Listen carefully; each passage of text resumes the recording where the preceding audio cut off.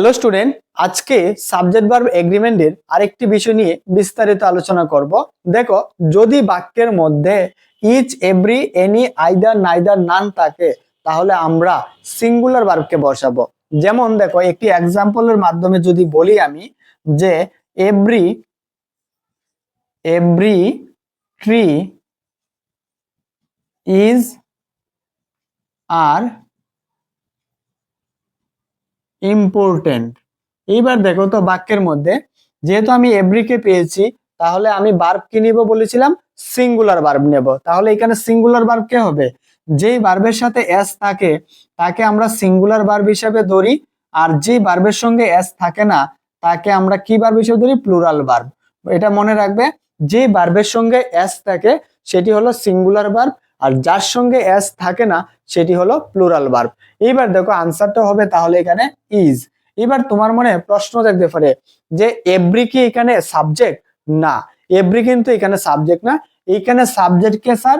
Tree হলো এখানে main subject. তাহলে এভরি কি? এভরি হলো এখানে অ্যাডজেক্টিভ বলতে পারো, বা তুমি ডিটারমিনারসও বলতে পারো। তার মানে যখনই each, every, any, either, neither noun বা অ্যাডজেক্টিভ হিসাবে ব্যবহৃত হবে তখন আমরা ভার্ব কিন্তু সিঙ্গুলার ভার্ব বসাবো। তার জন্য আমি এখানে সিঙ্গুলার ভার্ব নিলাম, আর এইখানে এভরি হলো কি একটা অ্যাডজেক্টিভ হলো। এবার দেখো, যদি আরেকটি সেন্টেন্স আমি তোমাকে দেই যে each student is are present. এবার দেখো তো, বাক্যের মধ্যে স্টার্ট কি হয়েছে, ইচ দিয়ে। তো ইচ দিয়ে স্টার্ট হয়েছে মানে আমি এখানে ভার্ব সিঙ্গুলার নেব। কিন্তু দেখো আরেকটা জিনিস, যে ইচ এর পরে যে নাউনটা বসেছে, এই যে নাউন মানেই তো এটা সাবজেক্ট, আর এই সাবজেক্টটা যে বসেছে সেই সাবজেক্টটা কিসে আছে দেখো তো, সেই সাবজেক্টটা কিন্তু সিঙ্গুলারে আছে। আর সিঙ্গুলার সাবজেক্ট যদি থাকে আমরা ভার্বও সিঙ্গুলার নেই, আর তার জন্যই কিন্তু আমি এখানে ইজকে নিয়েছি সিঙ্গুলার জন্য। তাহলে আশা করি বুঝতে পেরেছো, এখানে ইজ কি, তাহলে নাউনের আগে বসেছে, তার মানে এটি একটি অ্যাডজেক্টিভ বা ডিটারমিনার্স। আশা করি এই জায়গাটা ক্লিয়ার হয়েছে তোমাদের। এবার নেক্সট দেখো, যদি আরেকটি এক্সাম্পল আমি তোমাকে দেই যে every boy and every girl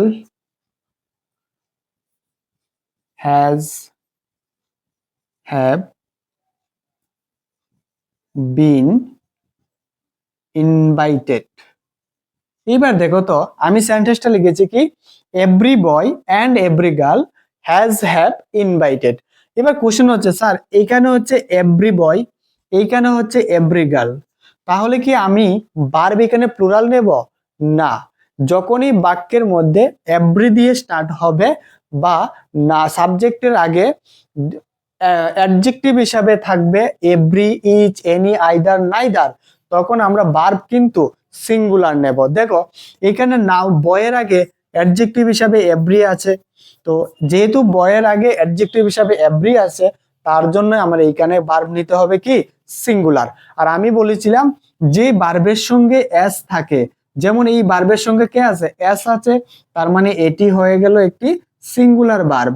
আর এই ভার্বের সঙ্গে এস নেই মানে এটি হয়ে গেল কি verb, plural verb.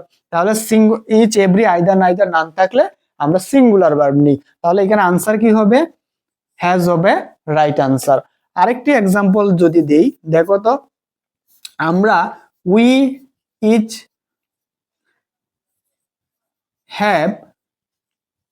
Has taken our bags. এবার কোশ্চেন হচ্ছে, স্যার এখানে উই হয়েছে এখানে একটি সাবজেক্ট, তাহলে আমি কাকে দেখে ভার্বকে বসাবো, ইচকে দেখে বসাবো না উইকে দেখে বসাবো? আচ্ছা, ইচ কি এখানে সাবজেক্ট? না।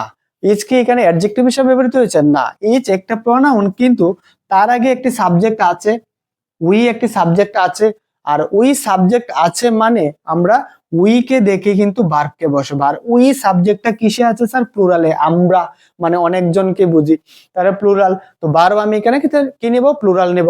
আমরা জানি যার সঙ্গে এস আছে সেটি সিঙ্গুলার, তো আমরা তাকে নেব না। তাহলে কাকে নেব? হ্যাভ কে নেব। রাইট আনসার হবে এখানে হ্যাভ।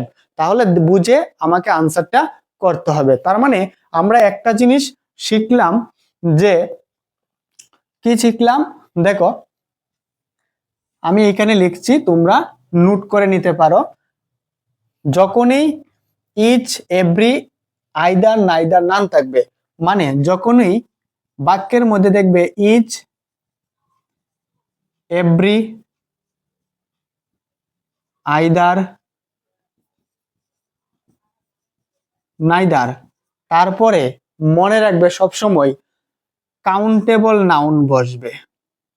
কাউন্টেবল নাউন বসবে। এবং যখনই ইচ, এভরির পরেই নাউন বসে তখন সেগুলি কিন্তু সিঙ্গুলার। দেখো এখানে ট্রি আমি গুনতে পারি, countable noun. Student countable noun. Boy countable noun. We তো এখানে সাবজেক্ট। তাহলে আমরা কি বলে শিখলাম? ইচ, এভরি, আইদার, নাইদার বা নান যদি থাকে তখন আমরা কাউন্টেবল নাউনকেই বসাবো। আশা করি এই জায়গাটা তোমাদের ক্লিয়ার হয়েছে। আর আমরা নেক্সট আরো কিছু দেখেন। এবার দেখো আমরা কিন্তু এভরিকে, যখন আমরা এভরি ব্যবহার করি সেটি সবসময় কিন্তু আমরা অ্যাডজেক্টিভ হিসাবে ব্যবহার করতে পারি। এভরি কোনো সময় প্রনাউন হয় না। এভরিকে আমরা প্রনাউন হিসাবে বসাতে পারি না। কিন্তু দেখো যখনই আমি ইচকে ব্যবহার করব, ইচকে আমি দুইভাবে ব্যবহার করতে পারি। একটা হচ্ছে অ্যাডজেক্টিভ হিসাবে ব্যবহার করতে পারি, আবার আমরা প্রনাউন হিসাবেও কিন্তু ব্যবহার করতে পারি। কিন্তু এভরিকে মনে রাখবে সবসময় অ্যাডজেক্টিভ হিসাবে ব্যবহার করতে হবে, প্রনাউন হিসাবে তাকে ব্যবহার করা যায় না। যেমন যদি আমি লিখি, দেখো each of the students is R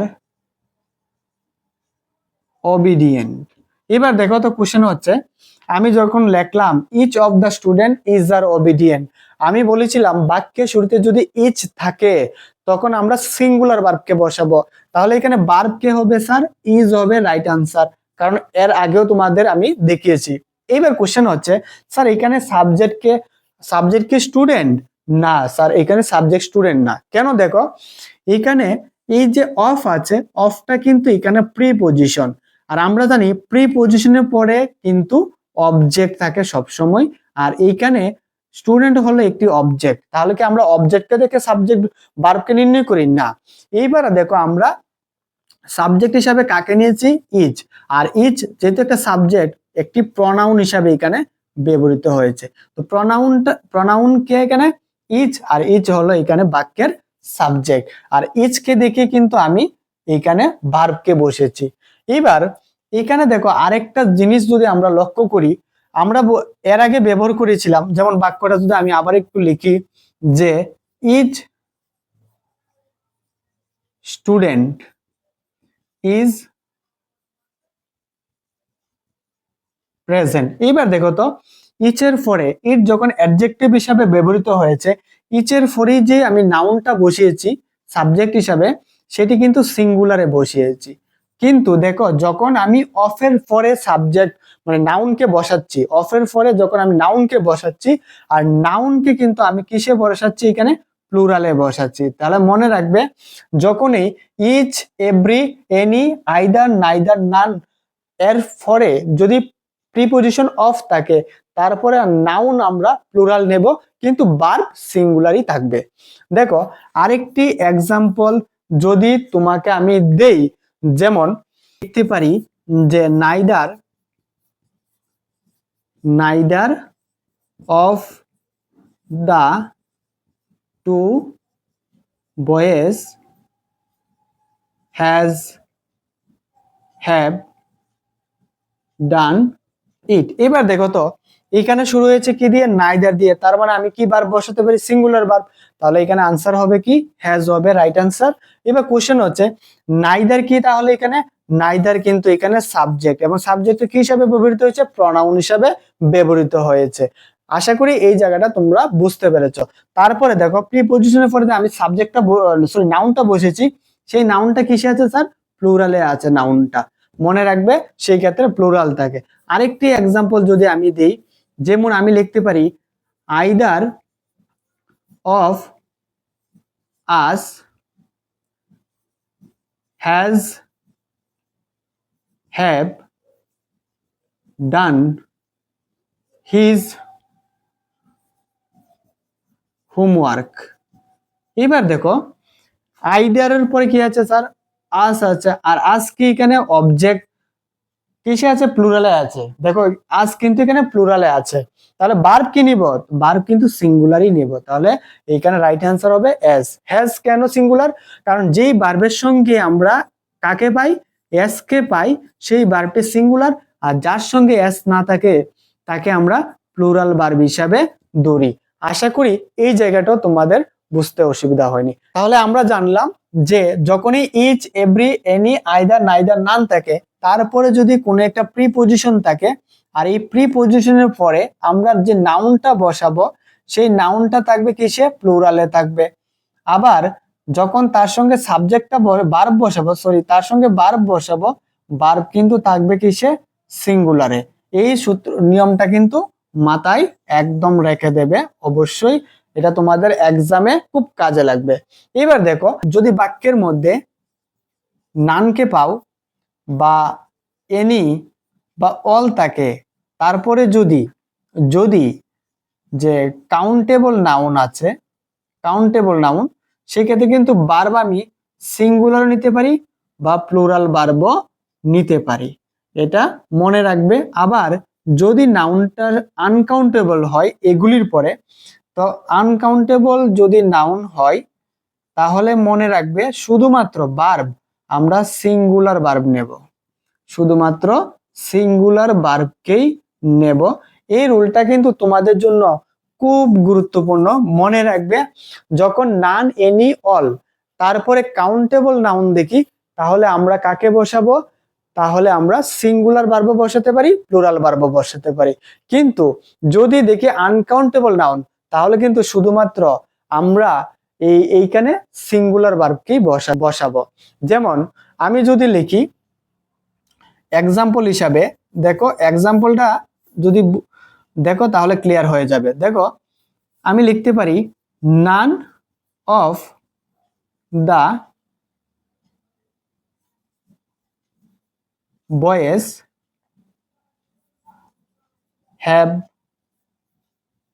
has done homework. দেখো আমি লিখলাম none of the boys, none of the boys has done homework. আরেকটি সেন্টেন্স যদি আমি লিখি যে নান অফ দ্য ওয়ার্ক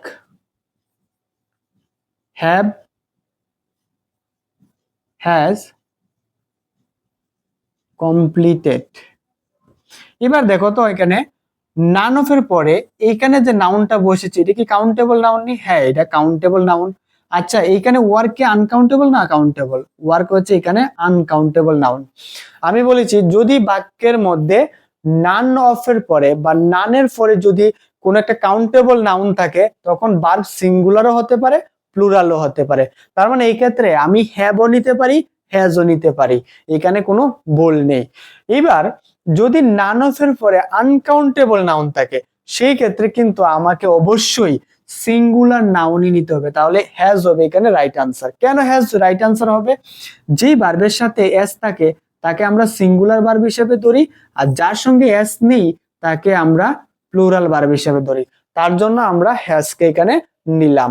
আর আরেকটি নিয়ম জানবো, যখনই বাক্যের মধ্যে বুথ কথাটা থাকবে সেটিকে আমি দুইভাবে ব্যবহার করতে পারি, একটা অ্যাডজেক্টিভ হিসাবে ব্যবহার করতে পারি, আবার প্রোনাউন হিসাবেও আমি ব্যবহার করতে পারি।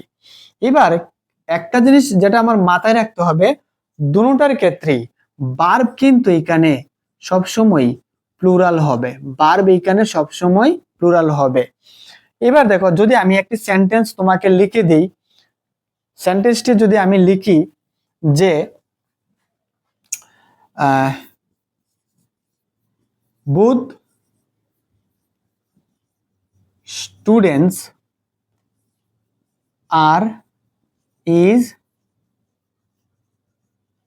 প্রেজেন্ট। এবার দেখো তো, আমি লিখলাম both students are is present, তাহলে আমি বলেছিলাম both দিয়ে যদি শুরু হয় এবং এটি অ্যাডজেক্টিভই থাকুক বা প্রনাউন হিসাবেই থাকুক, তাহলে আমি ভার্ব প্লুরাল নেব, তাহলে এখানে আর হবে রাইট আনসার। এবার কোশ্চেন হচ্ছে both এর পরে যখন আমি সাবজেক্ট বসালাম, সেই সাবজেক্টও কিন্তু প্লুরাল বসাই। এর আগে আমরা বলেছিলাম যখনই এইগুলির অ্যাডজেক্টিভ হিসাবে থাকবে, তারপরে যদি আমি নাউনকে বসাই, সিঙ্গুলার নাউনকে বসাবো। আবার যদি এই ইচ, এনি, আইদার, নাইদার, নানের পরে একটা প্রিপজিশন থাকে, তারপরে যদি আমার নাউন বসাতে হয়, সেটিকে প্লুরাল বসাবো। কিন্তু এই ক্ষেত্রে আমি বলেছি বোথ অ্যাডজেক্টিভ হিসাবে থাকলেও আমি নাউনকে প্লুরাল বসাবো এবং ভার্ব কিন্তু এখানে প্লুরাল নেব। আবার দেখো, যদি তাকে আমি প্রনাউন হিসাবে বসাই, যেমন বোথ, বোথ আর প্রেজেন্ট। এবার দেখো তো, বোথ এখানে নাউন মানে একটি সাবজেক্ট, সাবজেক্ট মানে নাউন হিসাবে ব্যবহৃত হচ্ছে, তারপরেও কিন্তু আমি ভার্ব প্লুরালি নিয়েছি। আশা করি এই জায়গাটা তোমাদের ক্লিয়ার হয়েছে। এবার যদি আরো একটি এক্সাম্পল দিয়ে তোমাদের বোঝানোর চেষ্টা করি, দেখো আমি লিখতে পারি যে both of this shirts is are beautiful। এবার দেখো, both যে শব্দটা আছে এখানে প্রনাউন মানে সাবজেক্ট, মানে এটা প্রনাউন হিসেবে ব্যবহৃত হয়েছে। একটি প্রিপোজিশনের পরে আমি বলেছিলাম যে সবসময় প্লুরাল বসে, তো এখানে প্লুরাল ভার্ব বসলো। আর এমনও বলেছিলাম both এর পরে যদি নাউন বসে, সেটি প্লুরাল নাউনই হবে এবং ভার্বও এখানে কি হবে, প্লুরালই হবে। তাহলে আর এখানে রাইট আনসার। এই ভিডিওর মাধ্যমে আমি তোমাদের বোঝানোর চেষ্টা করেছি each, every, any, either, neither এবং নানের ব্যবহার, সেই সাথে আমরা বুথ সম্বন্ধেও আমরা জানতে পারলাম। তো ভিডিওটা কেমন হলো তোমরা কমেন্ট করে আমাকে জানাও, আর অবশ্যই চ্যানেলটিকে সাবস্ক্রাইব করে দাও এবং তোমার বন্ধুদের সঙ্গে শেয়ার করে দাও। ধন্যবাদ সবাই।